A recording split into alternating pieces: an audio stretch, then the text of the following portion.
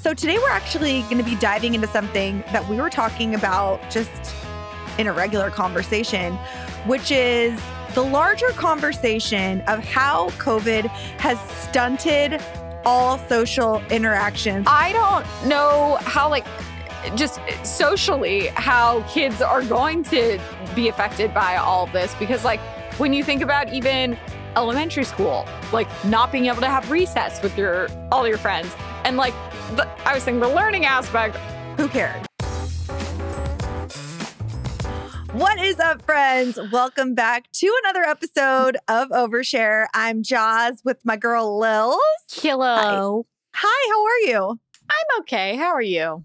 I'm doing great. You know, one thing that I love about doing this remotely is that I'm always genuinely surprised by what I'm going to see you wearing. But it's always tie-dye. Which sweatshirt? Always tie-dye. Max is really getting it in the way. Hey, sir, this is the microphone spot. Sorry, guys. My dog is interfering. There we go. Anyway, yes, so tie-dye. Yes, you are definitely incredibly consistent with your quarantine wardrobe, as am I. I have been wearing our new merch, not just for the show, but every day. It's all I wear. I love it. At this point, you're married, so you don't really have anyone to impress. You've already got him, and then I don't see anyone, so I have no one to impress. So does it really matter? No, it doesn't matter anyways, as long as you're comfortable and thriving, which it looks like you are, because your hair is fantastic. If you're not watching this on YouTube, do what's good so you can see Lily's long, luscious hair. I don't know how good I would say it looks at the moment. It looked good when I did it last night, but it's getting so long. It's gorgeous. I posted something and everyone was like, did you grow it out or did you dye it again? And I'm like, no, it's just quarantine root chic. I like it. My quarantine root chic is white. So I, in fact, spray paint my head before we shoot this show. Anyways. Growing pains. Are you ready to jump in, Lil? Let's do it. So, over it. What she said. Okay, so what are you over, Lil? Because you created this segment for a reason. Because I'm over everything at all times. Let's see. Today, we'll say I'm over. I feel like this has just been a recurring thing, but I'm over my face not getting any better. And anyone watching is like, go to the dermatologist. Or Jocelyn is like, go to the dermatologist. But it's also just hard to do anything during quarantine, I feel like. So I just, it feels like if it's not my face that's bothering me, it's my back that's bothering me. And I just can't get anything done. And then I just feel guilty that I'm not getting anything done. So I'm really over just feeling like I can't get anything done. Well, you know what? Baby steps, honestly, something I've had to start doing in the last couple of months specifically, just because I've had a very, very unproductive, lots of stuff going on in my personal life and just totally unproductive, especially the last 2 months. So I've had to start making to-do lists, as if I am my mom, Judy Davis, with Post-its everywhere of things to do. And I will tell you this, the dermatologist that I recommended, no one's going there right now. So it's really easy to get an appointment. I've already been. And I will say that's another thing that keeps me, one is have you seen the tweet that it's millennials will wake up at 6 a.m., fight social justice online all day, do all that, and it lists all the stuff. And he goes, but they still freak out and have to wait a week before they can make a dentist appointment. And I'm like,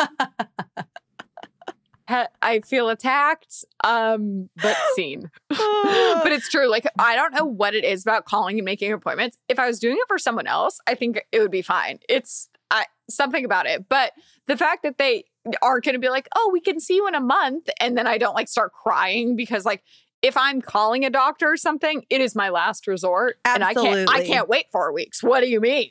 Yeah. So, and also, I don't understand companies, offices, any business establishment whatsoever that conducts business over the phone. To me, it's everything just should be email. Everything should be available online. Maybe that's a snobby statement coming from me. But I also feel like it keeps a better record of things too. The amount of miscommunications I've had on the phone have been, the last time I went to the doctor, I went 4 separate times because I'll admit one of the times I wrote down something wrong, but it's that she kept calling back and being like, actually, we have this appointment. Actually, we have this appointment. And then I never got confirmations. And I got there and she'd be like, oh, it's actually tomorrow.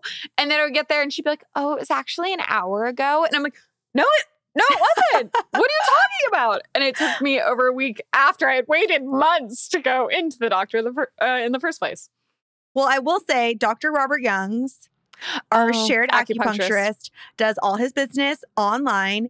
And for that reason, with him and any other business that's online, you are more likely to get my business because I don't have to talk to anyone. I could set my appointment at my own leisure. Well, and I really appreciate that. And not to mention, Robert Youngs will like email you a personal email and be like, hi, how are you doing? Do you need to come back in? And then oh my God, he was always the sweetest. When I was like at rock bottom and like would leave his office crying, he like wouldn't even make me pay the copay. He'd be like, he'd like see my YouTube video and he'd be like, you spent enough on back tools. I don't think you can afford this anymore.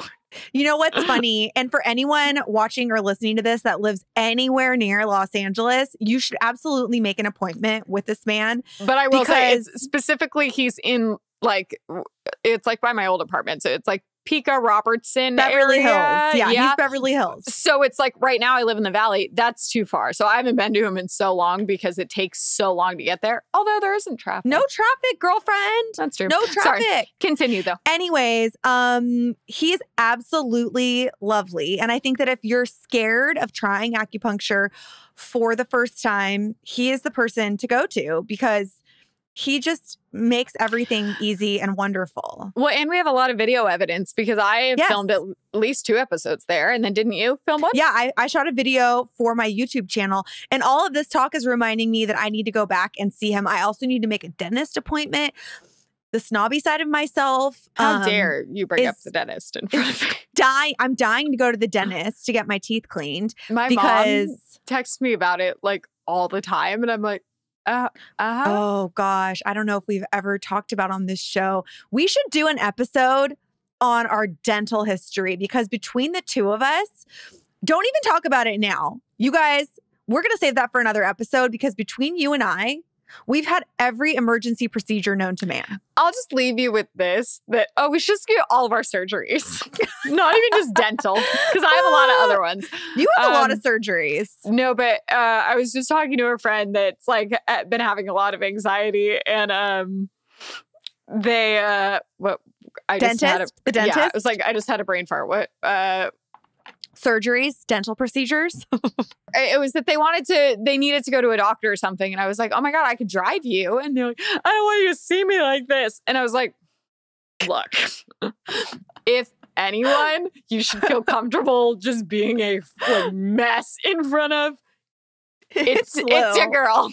Because like Jocelyn, I think, has seen me cry more times. And then I was like, you know what? Jocelyn has seen the worst, but I would say anyone I've worked with has seen me cry more times in the last year than anyone has seen me cry ever.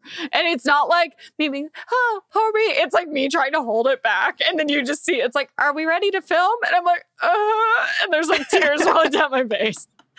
So surgical procedures will be a future episode. Absolutely. Because we have a lot to say about that. Next part of our Over It segment, it's new. We're going to take some Over It's from our audience. So you guys called in. I haven't shared mine yet. Oh, I'm sorry.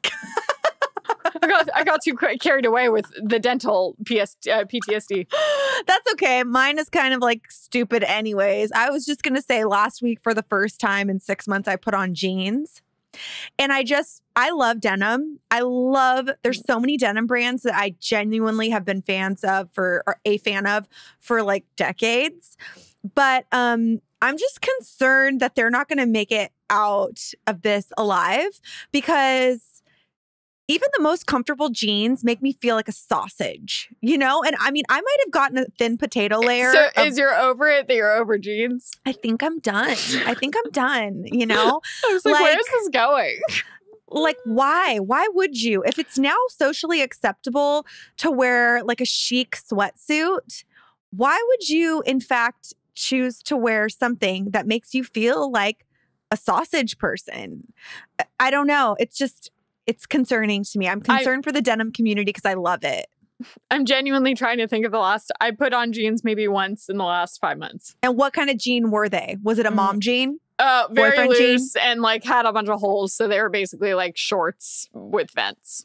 Yeah, I put on a skin tight pair of Paige jeans that are Lycra and my favorite brand. And I was like, I feel as though this is like it's being eaten by my butt. It literally is. And like I said, I think maybe I have a small potato layer because I've just been like enjoying my life during COVID or quarantine, but like not really. So I don't know. That's like, what I'm enjoying over. your life. It's like, oh, an extra Brussels sprout.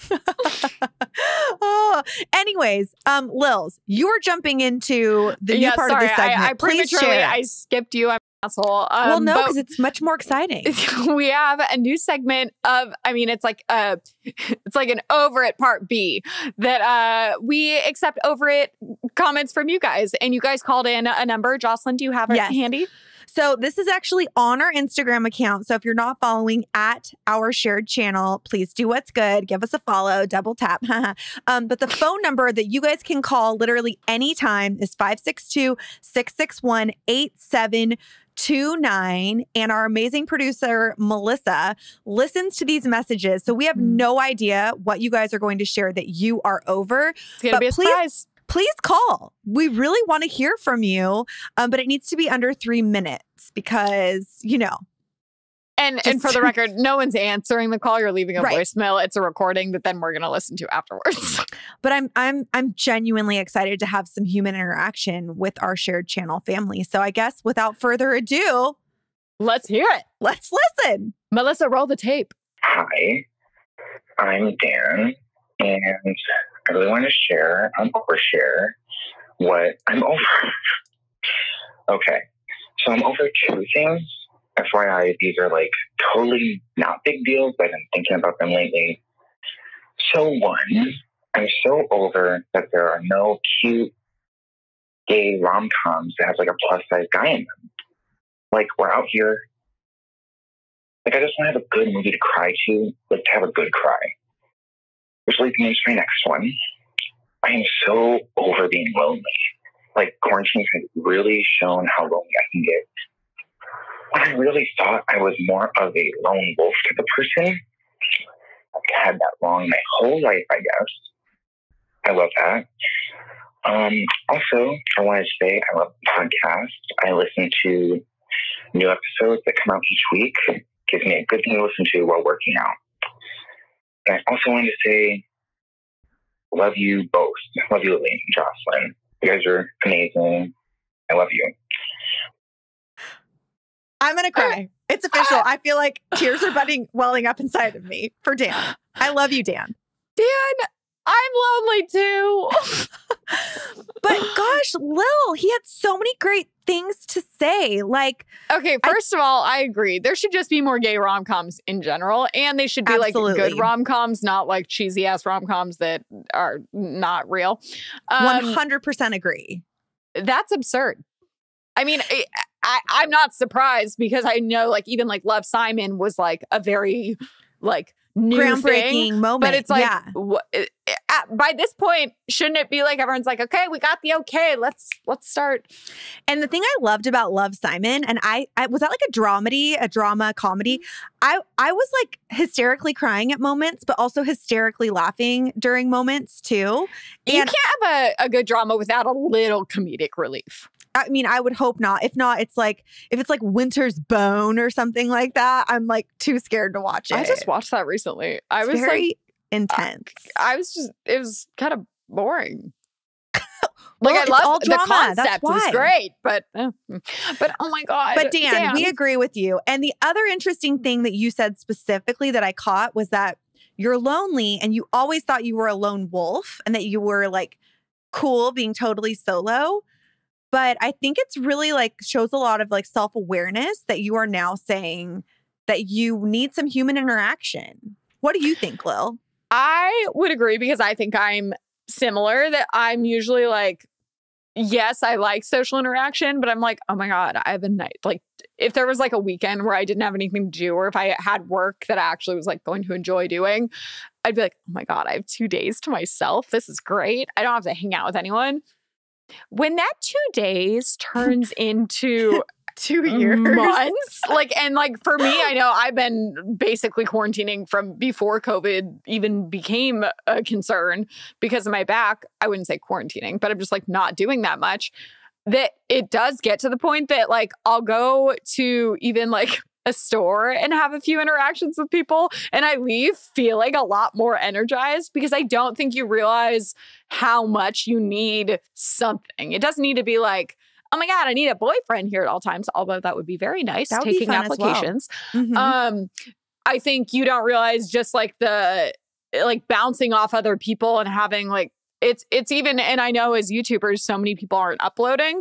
And I know for one, it's like you don't feel inspired because it's like when you're only around yourself. I mean, there's some creative people that can dig deep and just be alone and do all this stuff for days. But like, I feel like a lot of creative people need the inspiration from others and like their interactions with other people to be able to pull that kind of inspiration out. Yeah. And I would even say to take it one step further to like the hashtag science of it all. I have no evidence to support this, I should say. You don't have your scientific hypothesis prepared? No, I have nothing like that prepared. But I do think that human beings were created to interact with each other. Maybe not all the time, because I'm very much a person who likes my alone time too. But I think it's really important. Like it releases actual like endorphins and chemicals in our body that if you're not getting, I think affect you from like an actual scientific perspective. Again, I have no information. Nothing actually solid, but I mean, I think it's important. I think it's really, really important. And also like really to get back to your first point, I want a rom-com. I want a gay rom-com. Same. We need that. We're requesting it, please. Honestly, can I just say that in general, gay rom-coms, I don't know if there's too many lesbian rom-coms either. Well, both. Yeah. Yeah, it's like in general, there should be more just to Diversity. Represent the entire community. But that anytime I do those relationships in movies, do you not feel like they seem so much more just like sweet and real? Like, I feel like it's not as much of the cliche, stupid rom-com stuff because more like they just actual feel solid, more like solid couples. I feel like usually when you're watching a movie and there's like a gay relationship portrayed, it's usually like probably written by a straight person. It's probably like that too. Probably played by straight people quite often too.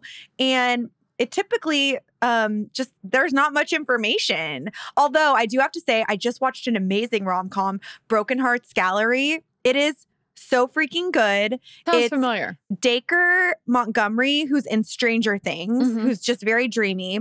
And then Geraldine, I don't know how to pronounce her last name. She was in Blockers. And she's also on that show with Harry Potter that's on HBO. I mean, Daniel Radcliffe. She is literally a star, super hilarious. And there was a lesbian character who's one of her best friends who doesn't necessarily have a relationship, but instead is hooking up with literally every person she sees, which was super funny actually in the movie. But Dan, we hear you, we see you is what I'm getting at. Okay. Like tweet me. Tweet us, hit us up. I'm lonely too. We can chat.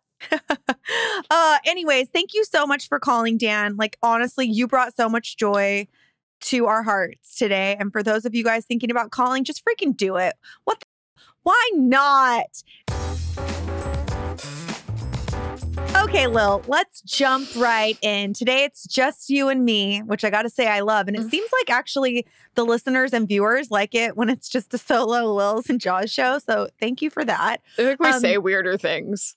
Yeah, I guess we just feel free to fly the freak flag. Like, who cares? So today we're actually going to be diving into something that we were talking about just in a regular conversation, which is the larger conversation of how COVID has stunted all social interactions, whether you're talking about like preschoolers not being able to like roll in the dirt with each other, all the way up to like people like not being able to go on dates. Yeah.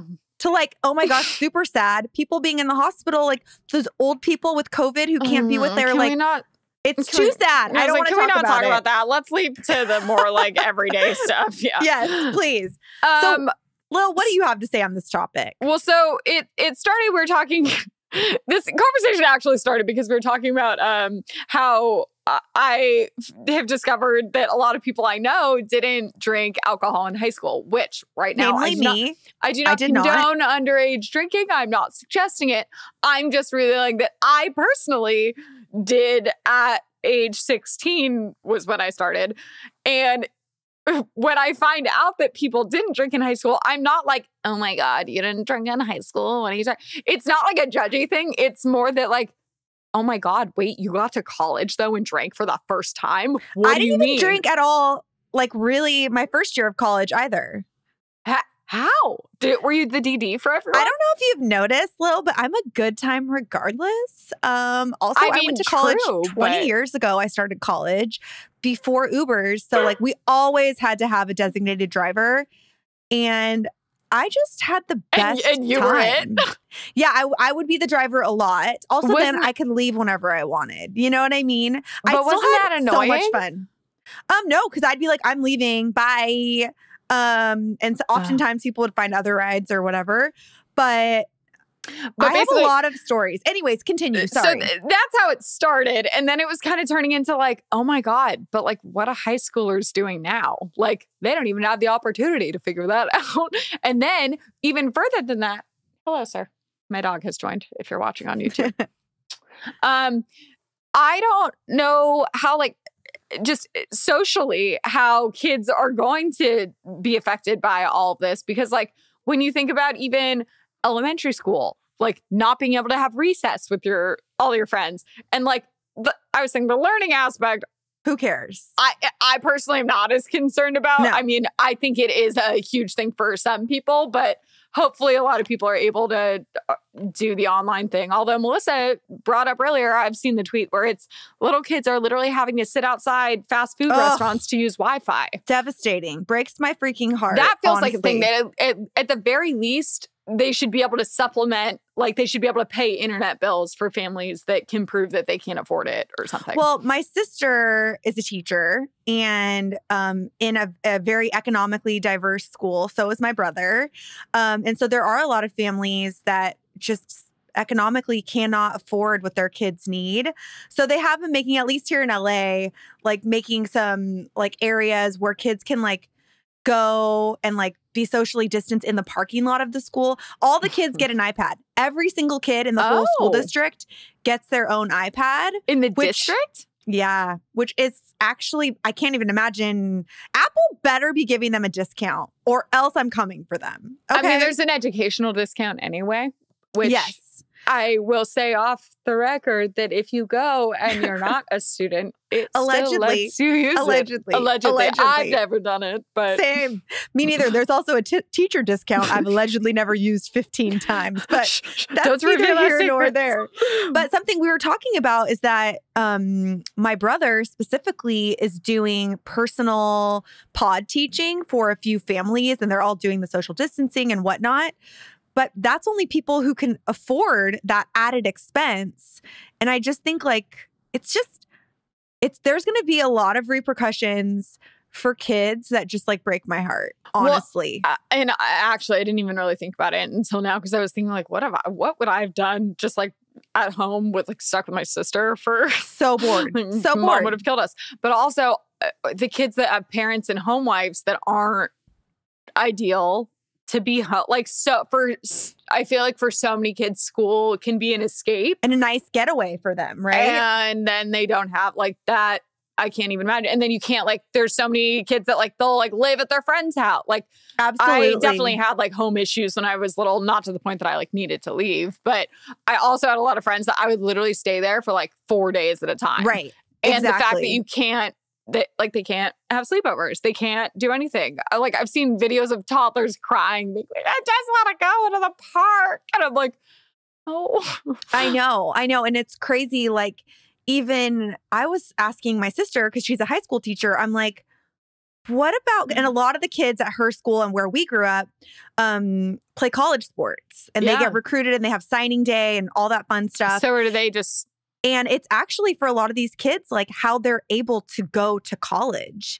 And I was like, what is going on with sports? Like, I don't like if understand. you got a scholarship, do you not? Well, I think that colleges are honoring that, but college sports aren't happening either. So it's just like a huge domino effect, not to mention just like the fun of it. So she initially told me that here in LA, they were waiting to see what's going to happen with the second half of the year.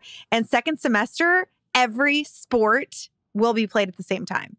Can you imagine? Can you imagine? You're like, I got to go to my soccer game. Now my basketball game. Now this. Now I got to go run track. It's just like, my The first thing that gosh. popped in my head was like, in college, I'm like, that's a lot of games to attend and a lot of times to be drunk. Oh my gosh, that too. And like prom and graduation and dating. I feel like I'm so far from, I mean, you too, but like we're so far from high school that it's hard to even think about that. And I feel like I barely went to high school. But the thought of going to college and not being able to have like it be to have college be only about learning.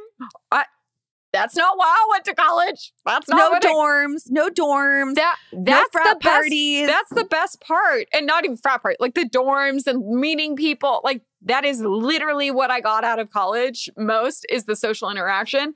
And now it's just like, and the friendships. When I look at the people who will be in my life long term, I have like a handful of really close friends from high school.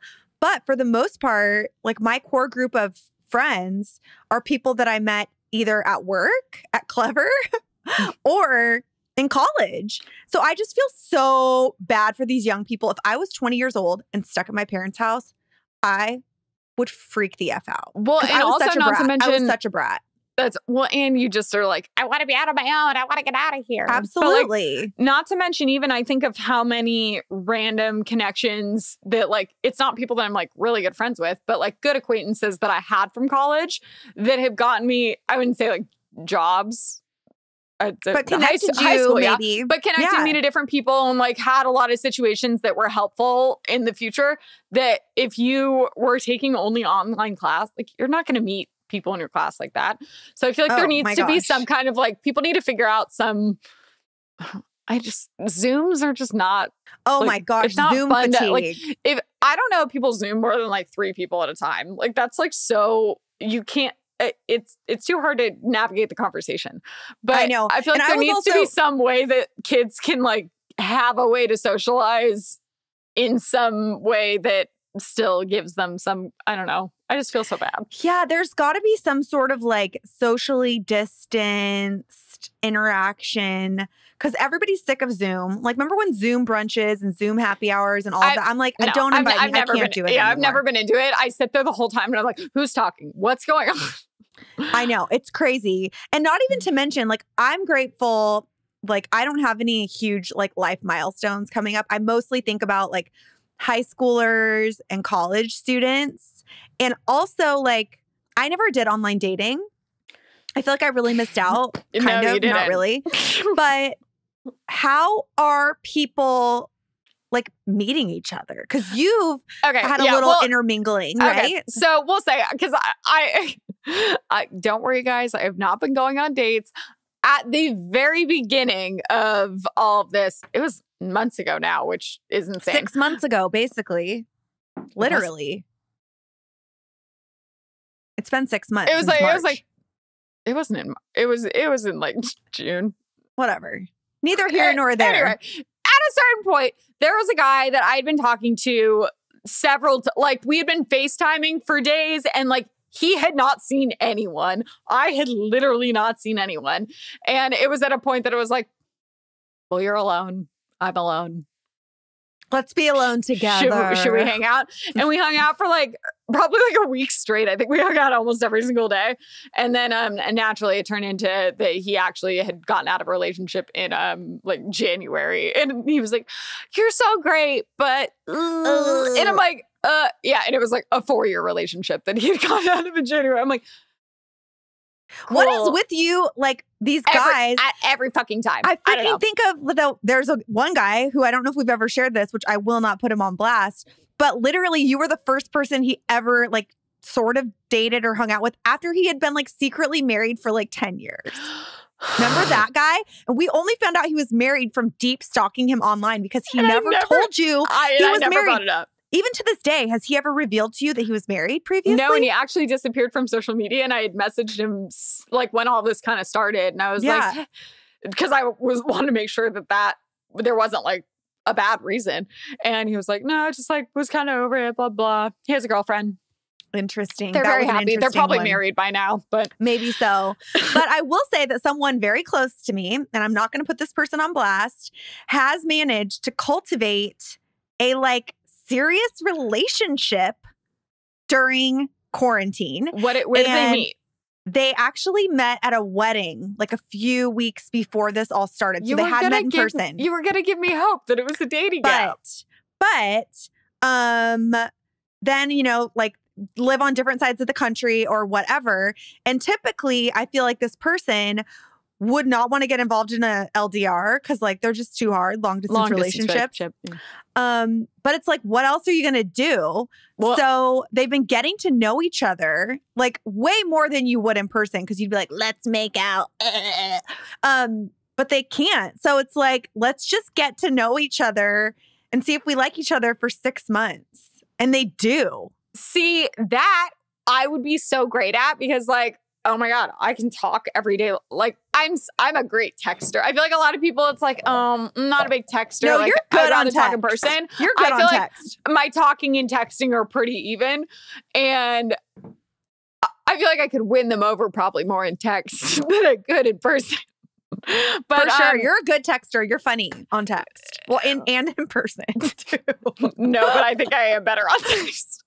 But I feel like that would be such a good way to cultivate a relationship. And then at that point, like they're so attached that it's not like, oh, quarantine's over, whatever.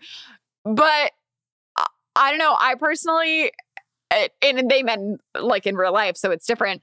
But I have had so many issues, and even before quarantine, it's that probably only I don't match with that many people because I'm very picky, but I'll like match with someone and we'll message, and it's either like the conversation is super easy right off the bat and just like we are actually having one, or it's like, hi, what are you up to this weekend? And I'm like, boring. Nothing. Bye. Literally none of us are doing anything. We're not doing anything. So I feel like to even get to the point where you're having a conversation where it would be normal to then talk to them again the next day is so rare, especially now because it's like, oh, well, what else is out there? And they just like keep swiping. So I don't know. And then it feels like I'm worried that like I would start talking to someone. And then as soon as things would start opening back up, they'd be like, haha, I'm going to go live my dreams. Bye. Yeah, it's interesting. And like, I've even thought about like, oh, it's so sad. Like so many people are getting divorced because they realize being together is the worst experience of all time. I mean, that's sad, but also like better that they figured it out now. But it's crazy. Like and this is so like unrelatable, but I love Luke Bryan, the singer. Remember when I took a photo with him? I thought you were going to say this is so unrelatable, but like me and my husband love each other. Oh, we do actually. And it's also our first year being married. So it's like we have nothing else to compare it to. But Luke Bryan, I listened to him on another podcast and he's like, I've been on the road my entire adulthood, like literally 320 days a year or something. He's like, my wife has never known me to be at home. He's like, so it's been really interesting because she's like, who is this person that's always here? I'm just used to being here alone. And I feel like that's probably what it is for a lot of couples who, like you were saying, with like kids going to school, like the only thing keeping their relationship together, and he didn't say this, I'm just saying in general, the only thing keeping their relationship together is keeping them apart. You know what I mean? So it's got to be like really crazy for people who kind of secretly hate each other. Well, and I think even when you think about conversations that a lot of couples have, like if you both go to work speaking from all my relationship history, but you have nothing to talk about if you don't go anywhere. Well, that's if you both go to work and you come home and you can like talk about your days and like share different struggles and like talk about how to help each other with their problems. If you're both just home all day, you experience the same things. So unless you can be I feel like anyone that's in quarantine in a relationship needs to be proactive in doing some stuff. Alone. Whether it's like doing alone stuff for sure. But also just like doing activities, whether it is literally going to the park to do something, but not just like staying inside and doing the same thing all the time. Because I mean, I should take my own advice and do that solo. Yeah, because otherwise it would just turn into like you have a roommate and then anyone would piss you off. And it's at least like the beginning of quarantine before Chris was going to work every day, which he is now because the project he's working on is essential business. And I've been working on it a little bit too. But before that, it would just be like, literally, I felt like all we were doing was sitting here eating all day. Cause like we both like food. And so he'd be like, we'd be eating breakfast and he'd be like, what are we going to have for lunch? And I'm like, dude, I don't know. I haven't thought about it. I have no idea. But at least you have that kind of like an activity. What should we do for lunch? I'm like, what should I do for lunch? I guess I'll just eat what I had yesterday because I'm someone that like food for me is such a social thing that like if no one else, like I don't care. I'll eat the same thing every single day. It would not bother me. But I think even if you had something to be, what movie should we watch tonight? And kind of like make something out of it. An event. And that's honestly, that's why we kind of redid our patio too, was because give you a little project. I could go, but also like I would be like, I'm going to work on the patio today. Like I would go out there and work because then it felt like, oh, I'm coming home now inside of the house, which is also tiny. And I know that sleeping or working in your bedroom has always been a thing that people say you don't do because it's like then you can't relax.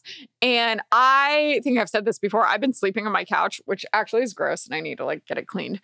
But I've been sleeping on my couch for a very long time because I would go into my room to go to sleep. And for some reason, anytime I lay in my bed, I was like awake. Because it's almost like too much pressure that I think I read an article recently that said that people are struggling to just like do anything because they're working and living and everything is in the same spot that it's like they just feel too. And I listened to a podcast that talked a lot about that with Jay Shetty. Do you know who he is? Yeah. He is amazing. And he was talking, him and his wife, and I think she's a chef or something in the culinary space. Dreams. They live in, I want to say he said like a 500 or 600 square foot New York apartment, or they did when he was talking about it. And he said what's very small for two people who are working from home also. And he said what you need to do is create spaces within your space. Even if you live in like a studio apartment, like I only work at the coffee table and I only eat in my kitchen and I only sleep in my bed. And he said what you should do to create like a sensory like cue is like at your workspace, have a candle with a specific scent. And in your bedroom, have some sort of essential oil with it. Like have some like sensory trigger to. Or a music that you play always when you're getting ready for bed or whatever. And I was like, oh my gosh. And then I went and bought all the essential oils. I haven't used any of them, but it seems like a great idea. I don't even feel like because like I have my office, but since that's my workroom, I feel like I'll just like dread going in there. Like I'll be sitting on my couch and I'll be like, "Ooh, I have an idea," or like I could do that right now. And I'm like, but do I have to sit at my? I think that also has to do with my back and not wanting to sit at my desk. But like, I don't know. I think just being home. Not that I wasn't working from home before, but it's just like, It's harder to get motivated. Absolutely. And I think that gets back to what Dan was saying, our lovely friend Dan, about being a lone wolf is hard. I think even if you have people in your life who are keeping you accountable from a social distance, or like you have deadlines to meet with someone, because like if you have a brand deal or a sponsored post, or if you have to show up to this podcast, you're showing up for other people. But it's good to show up for yourself. It's good to show up for yourself too, you know? Guys, last week I literally woke up at 3. I've been very nocturnal recently, and I woke up at 3 p.m. to like 5 different people calling and messaging me. Oh, I thought you were dead. I was so worried. I was so worried. Megan, Lisa, Melissa, Jocelyn, everyone calling and leaving messages. I'm like, what is going on? And it was a Wednesday, and we usually film this every other Thursday. So I'm like, what the going on? And I like start looking through, and I'm like, I don't even have, I like had somehow, we had talked about it verbally, but I hadn't written it down, and I didn't have the calendar notification. I've never been so confused in my life because, guys, time does not exist. It is really weird, but I was concerned about you because you've been making these Jeffrey Epstein documentaries, and I told you need to get a better security system. And then you go missing when we're supposed to shoot, and you always show up. And I was like, oh my gosh, Lisa, get over there. My favorite is that Megan's reach out was that she calls 3 times and then texts me once. And then when I text her hours later and go, oh my God, I like didn't even know we were filming today. Whoops. And she goes, oh my God, I was so worried when I was calling you, but then I forgot. We love an honest queen. Well, I would love to hear from you guys who are watching or listening to this. You can share on social. You can share a screen grab and send it to us. We love to repost everything that you guys share with us. But anything you're experiencing in regards to quarantine social interactions being totally stunted. And if you have super suggestions curious. Yes. Of like how people that are feeling a little lonely can like find some interaction, whether it's digital or social distanced. Yeah, exactly. All right. Well, let's end this on a good note. What do you say? Okay. So long, farewell. I hate us so much more now. Okay. So interestingly, more things are bringing me joy at this point in time than I'm over, which is exciting. Specifically, something that brought me a lot of joy last week was that I successfully laminated my own eyebrows. I saw you did that. And typically, for those of you who don't know me well and my history as a beauty influencer, I think it's safe to say that I've failed a lot more frequently than I've succeeded with many procedures I've attempted to do on myself. But if you're watching this on YouTube, you will notice that my brows have literally doubled in size. And that is because of this like kit that Dana Ward talked me into buying on Amazon that's actually to perm your eyelashes to stay open. You know, people do the lash lift. I'm not down for that. I don't want to go blind. But it looks really good though. But can you believe I did this? I'm impressed. It worked. Yeah. I put it on Instagram. I'm going to make a longer Instagram video just because so many people have been asking me about it. But it cost like under $30 on Amazon. I'll link to it here too for those of you that are interested. But you get more than one treatment out of it. So how long did it take? Probably less than an hour altogether. And I was filming too. So, you know, that adds a little bit to it. But you just leave the solution on your eyebrows. There's 2 solutions. You leave each of them on for 10 minutes. And I mean, you know, I have very curly grandfatherly eyebrows that don't like to cooperate. She's only saying that because we did this beauty trip an episode one time where we went to Anastasia, and the brow girl that was doing hers told her that she had grandpa brows because there was random hairs that were like an inch long. Also, out of all the episodes of Beauty Trippin' that we ever filmed, and I am going to go on the record and say this, I think that the people at Anastasia were the most disgusted by our antics. I asked the lady if I could eat some of the eyebrow like makeup, and I was obviously kidding, and she was like, I think she was playing along though. She was being funny. I don't know. If she was, she deserves an Oscar. But yeah, I'm very, very excited about this. And I'm shocked by the fact that it worked.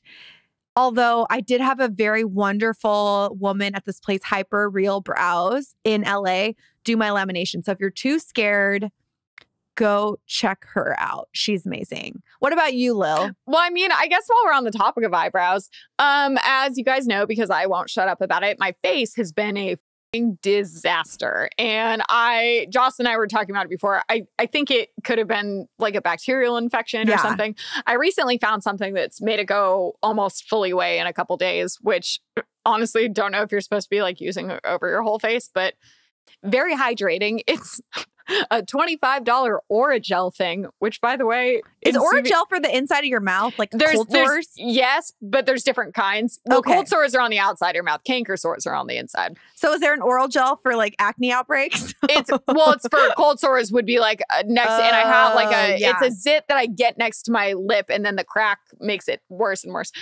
So basically, that helped already, but the only thing that has kept me, like when I look in the mirror, then I'm not just like, oh, because it was just like gross. And it's just like such a self-esteem killer. Well, it hurts. And it's too. painful. Yeah. But my good friend, Audrey Glass. Audrey. Guys, how is that queen? Audrey is the one that did my microblading of my eyebrows originally 3 years ago. Almost 4, maybe. You're the first person I ever knew that did it. You were like a trendsetter, influencer. I don't know about that. But it was whenever my hair was, it was the Coachella, my hair was rainbow. Oh my God. I first got done and I've gone and touched up a few times. And if you're watching on YouTube, I'll give you a quick close up. There's a little makeup on them right now, but honestly, they're the only things. Like I will have nothing on and I'll look in the mirror. I'm like, oh, your eyebrows still look so great. And how many times have you gotten them touched up, by the way? I'm trying to think because it has gotten more painful each time. And the last time it was like, I like would flinch a little and like my eyes would be like sobbing. And she's like, are you okay? I'm like, yeah, like, it's not like you're crying. It just like is a involuntary. It's a sensory, yeah. It's like if you reaction. like had something on your nose where it makes your eye water. But I think maybe 4 times, but I think only 3 total. Wow. And she has posted, though, it was one of my brow anniversaries. But so my Sharewell would be, you should go follow Audrey Glass. She had to close her office. She had one on Fairfax that she had finally opened. And then when COVID happened, it had to close. And then it was closed for so long that she had to just close it.